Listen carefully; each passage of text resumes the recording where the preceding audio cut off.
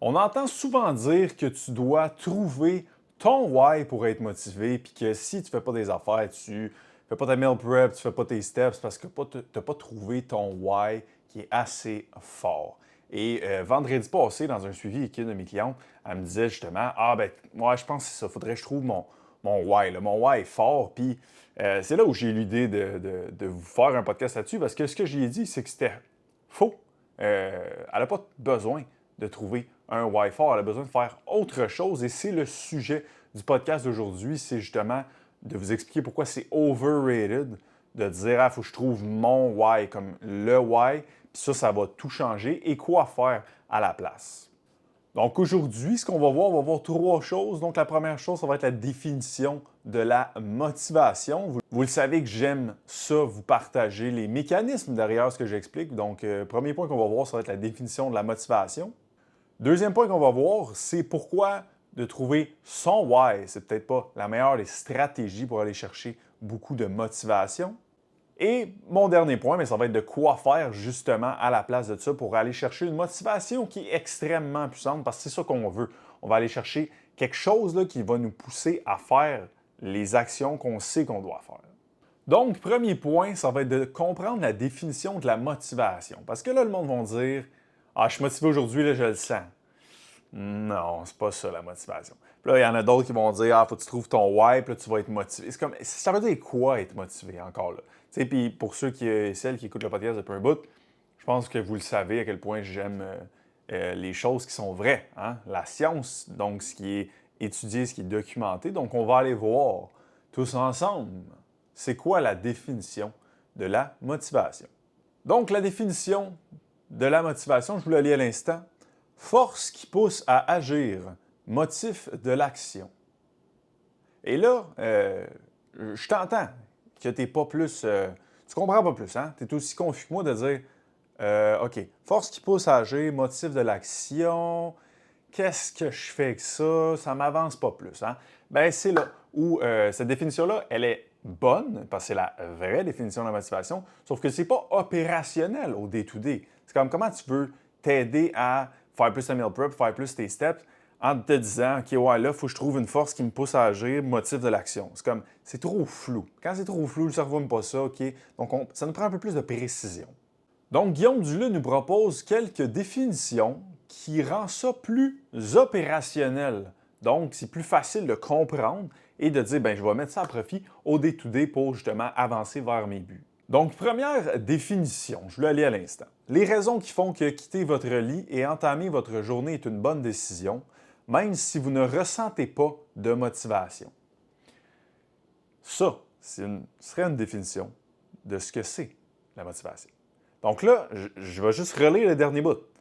Même si vous ne ressentez pas de motivation. La motivation, c'est les raisons qui font que même quand tu n'as pas le feeling, là, tu le fais quand même. Le feeling n'est pas la motivation. Le feeling, ça part, ça vient, dépendamment du type de motivation, dépendamment de l'anxiété qui est générée par rapport à la tâche, au but. Fait que tu ne peux pas te baser sur un feeling. Combien de fois, là, on parle avec du monde en message privé, puis ils sont comme: Ah, ben, faut juste que je sois plus motivé. Ah, mais je suis pas assez motivé. C'est comme, ils attendent après un feeling. Attendre après un feeling, c'est de la. Tu sais, t'es à droite, là. T'attends après quelque chose. T'attends un feeling, un ressenti. Donc, s'il y a une affaire là, que je serais content que vous écoutiez le podcast, vous ressortez de là en disant: Hey, j'ai appris de quoi, ça serait que être motivé, la motivation, c'est pas un ressenti. Okay? Puis les gens qui ont du succès, là, les gens que vous êtes comme: Ah, wow, j'aimerais tellement être cette personne-là, eux, ils ont compris ça consciemment ou inconsciemment. Eux, ils ont des motivations, donc des raisons, on pourrait les appeler comme ça aussi, qui font en sorte que malgré le fait qu'ils n'ont pas toujours ce ressenti-là, ils font les actions qu'ils ont besoin de faire quand même. Mais ça part de leur motivation, leur raison de faire ces actions-là. Okay? Donc, c'est plus ça la motivation. Deuxième définition qui pourrait être pertinente pour rendre ça plus opérationnel. Les raisons qui font que chaque jour, chaque semaine et chaque année valent la peine d'être vécues en dépit de toutes les souffrances, défis, inconforts, douleurs, émotions et sensations négatives.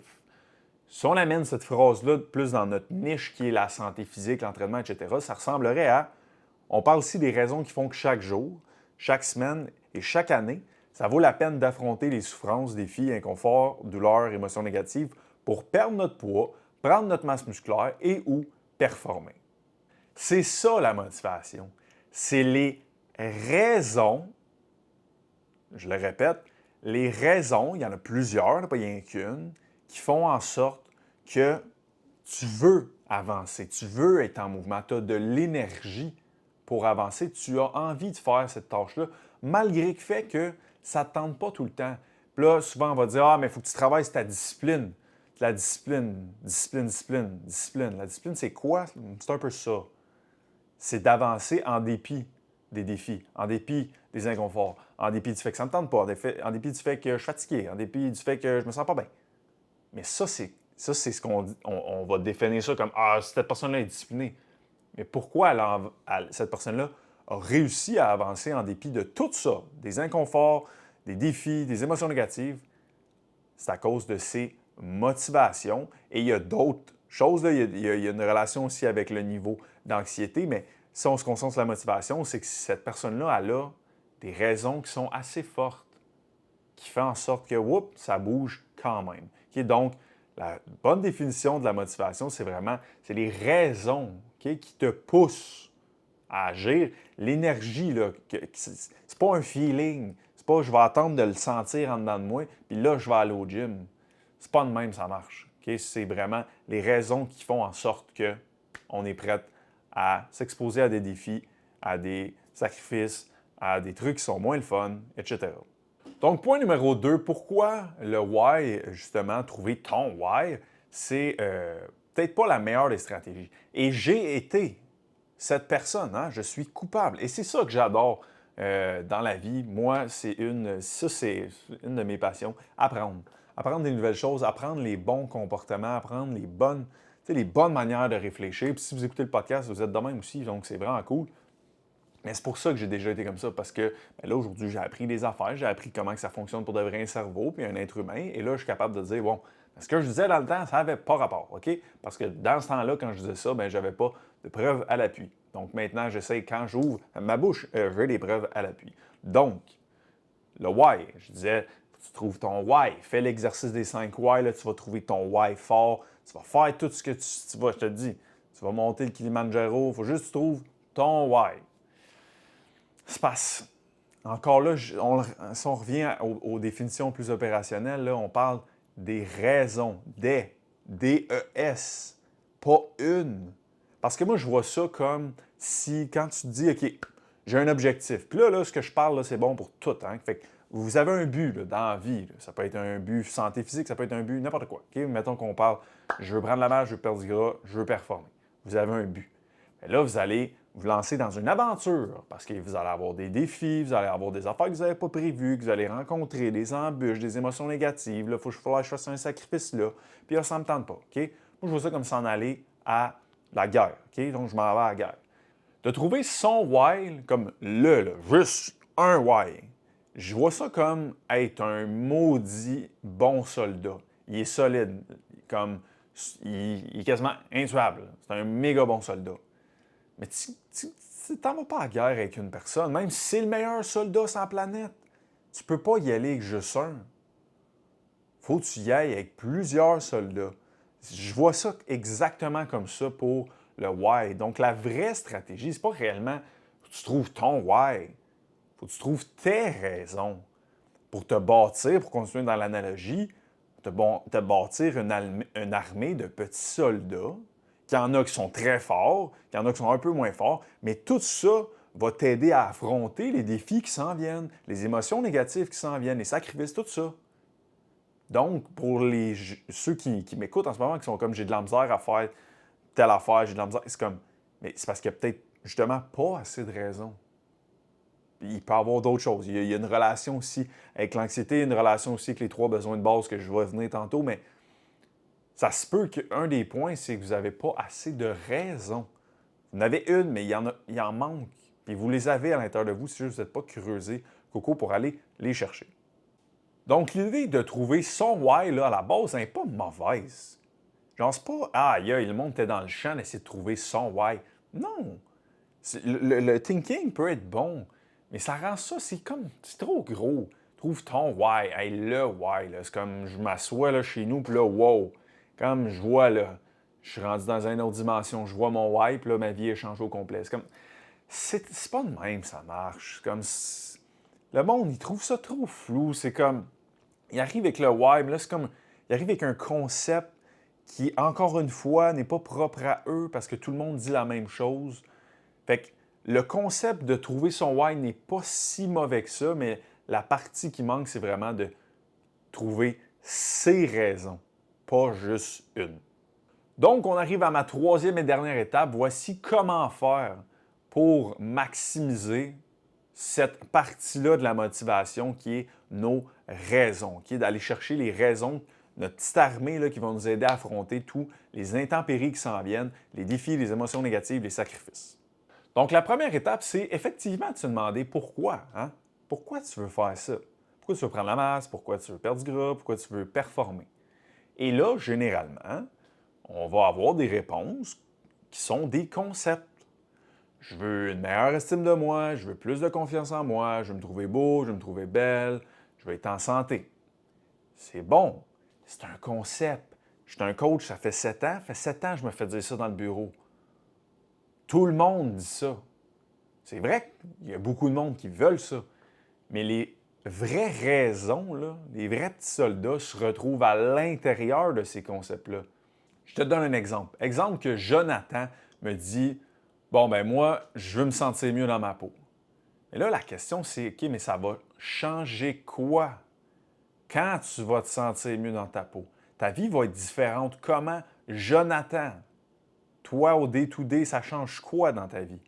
Peut-être que Jonathan va me dire, ben, tu sais quoi, je vais m'affirmer plus au travail. Puis, tu sais, moi, je veux monter dans la compagnie, mais là, j'ai de la misère à m'affirmer. Puis, garde, ça, je sens que ça va m'aider à m'affirmer. Puis là, je vais avoir plus, tu sais, je vais demander des trucs, puis je vais peut-être avoir des promotions. Puis, oh, ça serait une des raisons. Il y en a plusieurs, hein? Mais ça pourrait en être une. Il n'y a pas personne qui peut s'asseoir dans le bureau et me dire la même maudite affaire que Jonathan. Il y en a qui vont me dire, ah, avoir, oui, une promotion, mais encore là, c'est d'être le plus précis possible. C'est comme, il n'y a pas deux personnes qui vont avoir les mêmes raisons aussi précises que ça. Il y aurait Jasmine qui me dirait la même chose, ah, je veux plus d'estime de moi. Ça va se traduire comment, ça, dans ta vie? Au day-to-day, un coup que tu vas l'avoir, ça change quoi? Parce qu'on s'entend que c'est ça que tu veux, c'est les raisons pour lesquelles tu le fais. Fait que ça va changer quoi, fondamentalement? Et là, elle va peut-être me dire, ben gars, je vais m'inscrire sur des sites de rencontres pour enfin trouver quelqu'un. Mais là, je ne le fais pas présentement parce que je n'ai pas une bonne estime de moi. C'est le même concept, mais on s'entend que là, il y en a un qu'on s'en va à la job, l'autre, on s'en va dans les relations interpersonnelles. C'est un concept. Imaginez si on s'était arrêté au concept pour les deux. C'est flou. C'est trop flou. On veut de la précision. OK? Donc, creusez comment qu'au day-to-day, ça va changer votre vie. Qu'est-ce que vous allez faire de différent? Qu'est-ce que vous allez vous permettre que vous ne vous permettez pas actuellement? C'est ça qu'on veut savoir. Sinon, ça ne vaut pas la peine de le faire. Ça va changer les choses, mais on veut savoir quoi. On veut les raisons derrière lesquelles tu veux faire ça. Okay? Donc, de partir d'un concept, c'est correct, mais creuser les concepts pour savoir comment au day-to-day, ça change votre vie. Là, tu vas peut-être dire, OK, mais je devrais en trouver combien de raisons? Il n'y a pas de chiffre magique. Je ne vais pas te dire aujourd'hui, il y en a 6, il faut en trouver 6. Comme, ça va peut-être être 3, ça va peut-être être 4, ça va peut-être être 12. I don't know. Ça va être propre à chacun. Mais une chose est sûre, c'est que plus tu en as, plus tu es armé pour affronter les défis, puis plus tu en as qui sont internes, plus c'est pour toi. C'est pas genre, je l'ai parlé dans le podcast la semaine passée, ah ben là, je m'en vais le 27 juillet, je m'en vais au Beach Club. Ouais, ça me tente là. OK, le Beach Club le 27. Puis après ça, je m'en vais en bateau le 30. Ouais, ça, OK, puis là, ouais, ben là, mes photos Instagram, là, je vais monter mes likes de. Non. Ça, là, encore une fois, très dangereux d'aller là. On veut des raisons qui sont internes, comme je viens de mentionner. De dire, hey, je vais m'affirmer plus à ma job, puis je vais avoir des promotions. Puis j'adore ma job, puis je veux la promotion parce que ça me fait triper. Ça, c'est interne. Après ça, de dire, je vais me permettre d'aller sur ces sites de rencontres que je ne me permets pas actuellement et je veux trouver quelqu'un dans ma vie. Parce que tout le monde veut trouver quelqu'un dans sa vie, on s'entend. Mais si présentement ça bug, on s'entend que c'est beaucoup plus interne que « Ah, mais je veux le faire parce que c'est été. » OK? Donc, allez chercher beaucoup les raisons qui sont internes. Je peux vous donner quelques exemples pour ma part qui fait que je m'entraîne. OK? Premier point, une des raisons, ce serait que je vais être meilleur sur la glace. Hein? Parce que si je prends de la masse musculaire, je vais devenir plus fort, je peux être plus explosif. Donc, quand je suis sur la glace, je suis un meilleur joueur de hockey. Moi, ça me parle. Je trouve ça le fun, m'améliorer en tant que joueur de hockey. Je joue à tous les semaines. Donc, ça, c'est une de mes raisons. Mais je ne peux pas m'arrêter là. Il y en a d'autres raisons. C'est pas vrai que c'est juste pour être meilleur sur la glace. Le fait aussi que je suis dans le domaine de l'entraînement.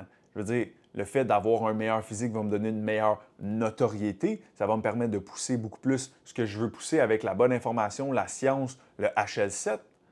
Donc ça, c'est une autre des raisons. Ensuite, le fait que je vais pouvoir pousser tout ça à HL Performance, ça va me permettre de vivre ma vie de rêve que je veux au final. Mais j'ai une équipe aussi avec moi. Bien, ça va leur permettre eux aussi de vivre leur vie de rêve. Là, je suis rendu avec une couple de raisons de plus. Et je veux aussi le faire pour la santé. Parce que c'est dans mes plans d'avoir des enfants. J'aimerais ça, avoir du fun avec eux. Pas juste genre, les regarder jouer dehors, mais comme faire des activités avec eux. Puis qu'à 50 ans, puis à 55 ans, je suis encore capable de aller faire des hikes, puis de jouer au hockey, puis de faire du sport. Parce que faire du sport, pour moi, ça me parle, c'est ça que j'aime. Donc, vous voyez, là, je suis rendu, puis il y en aurait d'autres. Là. Je suis rendu à 5. Puis il y en a qui sont très puissantes. Tu sais, le hockey, on s'entend que c'est probablement moins puissant que ma santé. Mais c'est pas chien, c'est pas grave. C'est juste, j'accumule des petits soldats. Puis ça fait que tout ça, là, pour moi, ben, c'est des raisons qui justifient le fait que ça me tente pas tout le temps d'aller au gym, mais je vais pareil. Ça me tente pas tout le temps de faire mes steps. Hey, des fois, là, je suis pas en prep, moi, là. Mais je veux dire, des fois, là, il est 10h30 le soir, puis je suis comme, hey, là, il me manque de steps, puis je fais des tours de table. Je suis pas en prep, mais mes raisons sont assez définies, sont conscientes, puis j'en ai assez, puis sont assez, comme fortes pour moi pour justifier le fait que malgré que ça ne me tente pas, malgré que je suis fatigué, malgré ci, malgré ça, malgré les défis, bien, j'avance quand même. Donc, vraiment, si tu veux aller chercher une motivation qui est puissante, il faut que tu ailles chercher plusieurs raisons, des raisons qui t'appartiennent à toi, donc d'aller un peu plus précis, puis de lâcher les concepts flous que tout le monde va dire. C'est correct de les dire au début, mais c'est comme il faut que tu rentres après ça dans ton concept. Donc, voilà une partie des choses qui va impacter votre motivation / votre énergie de vouloir avancer vers un but, de vouloir faire une tâche. Ceci dit, c'est pas seulement ça. Il y a aussi la relation avec l'anxiété. Vous pouvez voir ça comme une pédale de gaz, une pédale de frein. Pédale de gaz, c'est votre motivation. Pédale de frein, c'est votre anxiété. Donc, il y a une relation entre les deux. S'il y a extrêmement d'anxiété, ça veut dire que ça va falloir que tu diminues un peu, mais en parallèle, il va falloir que tu augmentes aussi ta pédale de gaz. Donc, il y a la relation entre les deux qui va impacter si vous avancez vers votre but, vers votre tâche, si vous faites votre tâche en question.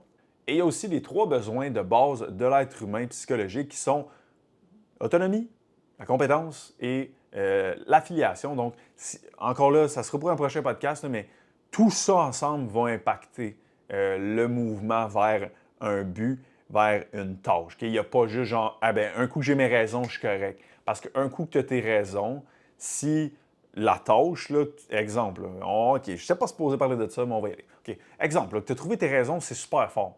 Mais là, la tâche que tu veux faire, c'est 10 000 pas par jour. OK? Mais là, tu es à 2 000 pas par jour. Tu as des raisons. Sauf que ça se peut que ton sentiment de compétence, de passer de 2 à 10 000, c'est comme huge. On dirait que tu n'y crois pas. Ça diminue ta motivation, donc ton énergie à réussir à faire ça. Donc, à ce moment-là, il faudrait passer peut-être de 10 000 à 5 000. Et là, tu te dis, ah oui, ça, je me sens compétente de le faire. Boum, on vient de récupérer l'énergie. Puis là, tu vas avancer, puis tu vas aller faire ton 5 000, puis éventuellement, tu vas arriver à 10 000. Okay, donc, il n'y a pas juste les raisons. Les raisons, c'est une partie très importante, à fond la caisse. Mais il n'y a pas juste ça. Okay? Comme je vous dis, fait que partez pas juste à dire, hey, parfait, un coup, j'ai mes raisons, je devrais être correct. Puis, partez pas non plus en vous disant, ah ben là, si je ne suis pas capable de faire telle tâche, ou je dis tout le temps que je vais faire ma meal prep, je ne le fais pas, je dis tout le temps que je vais faire ça, je ne le fais pas, partez pas en vous disant, c'est parce que j'ai pas assez des bonnes raisons, j'ai pas assez de raisons. Peut-être, mais il n'y a pas juste ça. OK? Il y a aussi notre autre côté qui est le niveau d'anxiété face à cette tâche-là. Puis il y a aussi, bon, est-ce que mes 3 besoins de base sont maximisés? Parce que si là-dedans, il y en a qui ne sont pas maximisés, ça se peut que ça fait que je n'avance pas. C'est pas juste les raisons. Donc, voilà, juste garder en tête que c'est pas juste ça, mais c'est quand même une partie extrêmement importante. Donc, le why, c'est un concept que tout le monde parle. C'est pas si mauvais nécessairement, mais tu t'en vas pas à la guerre avec ça. Okay? Tu t'en vas à la guerre avec plusieurs raisons. Il y en a qui sont plus fortes, il y en a qui sont moins fortes. C'est correct. Mais plus tu es capable d'associer des raisons à faire une tâche, mieux c'est. Je vous donne un autre exemple. La méditation. Okay? J'ai toujours essayé de faire de la méditation dans ma vie. J'ai payé des applications pendant 1 an de temps, puis j'en ai fait 3 fois dans la première semaine, puis les autres semaines, j'ai rien fait pendant tout. Comme... Puis là, aujourd'hui, avec les connaissances que j'ai, avec l'autonomie, les compétences, etc., là, je suis comme, OK, je sais sur quelle variable j'aurais pu jouer, puis j'aurais été capable. Mais dernièrement, je faisais un cours sur la communication, puis il disait que l'attention sélective, donc à quel point tu es capable de rester 100% focus sur la personne en face de toi, sans revenir à l'intérieur de toi en disant « Ah oui, là, je pourrais dire ça ». Vraiment garder ton focus pour être à l'écoute à 100%, ça se travaille. Il disait, ben, une des trucs que tu peux faire, c'est la méditation. Parce que la méditation, c'est de travailler tu pars dans tes pensées, whoop, tu te ramènes. Et là, je me suis dit, oh, c'est cool ça. Fait que dans le fond, méditer, ça pourrait m'aider avec mes relations interpersonnelles, avec mes relations de coaching. Oh, ben là, tu vois, tu vois, on rajoute une raison de faire cette action-là, puis là, whoop, ça me tente plus. Donc, c'est vraiment comme ça. La lecture également, l'attention sélective, ça va se travailler avec la lecture. Bien là, c'est comme, je lisais déjà à tous les matins, mais là, de me faire dire, hey, la lecture, ça va travailler ça. Là, je suis comme, OK, je vais me forcer pour lire plus longtemps. Parce que là, je l'associe à, ça va m'aider pour mon attention sélective, qui va m'aider dans ma communication. Fait que c'est vraiment ça, c'est de trouver, à gauche, à droite, vous pouvez faire le plus de liens que vous êtes capable de faire, plus de raisons que vous êtes capable d'avoir, plus d'énergie vous allez avoir pour avancer vers votre but, vers votre tâche. En gardant en tête qu'il n'y a pas juste ça, qu'il y a, comme je vous dis, qu'il y a l'autre côté aussi au niveau de l'anxiété que tout ça génère et qu'il y a les 3 besoins de base qu'on parlera dans un futur podcast. Donc voilà pour le podcast de cette semaine. Encore là, un podcast plus mindset. La semaine prochaine, je ne parlerai pas de mindset. J'ai déjà mon plan de match un peu pour la semaine prochaine. On va parler des différents types de fatigue qui affectent vos résultats de workout en workout. Donc, on va retourner un peu plus dans les workouts la semaine prochaine. Mais comme j'ai dit la semaine passée, je vais commencer à faire un peu plus de podcasts de mindset parce que c'est quelque chose qui me fait triper et je sais qu'il y a bien des gens qui aiment ça. Donc, si tu aimes ça, ces podcasts-là, il y a une seule manière de me le faire. Il y en a 2. Il y a 2 manières de me le faire savoir. La première, 5 étoiles, Spotify, 5 étoiles, balado. Moi, je regarde ça. Quand je vois que ça augmente après un épisode, je sais que ça le parle aux gens, donc je veux en refaire plus. Et la deuxième façon, si ça te tente, c'est juste de m'écrire à hugo.lecavalier sur Instagram que hey, l'épisode était bien bon. Donc voilà, si vous aimez ce genre d'épisode sur le mindset, laissez-moi le savoir pour que je vous en fasse plus. Et nous, on se voit la semaine prochaine, mercredi, 5h. Bye tout le monde!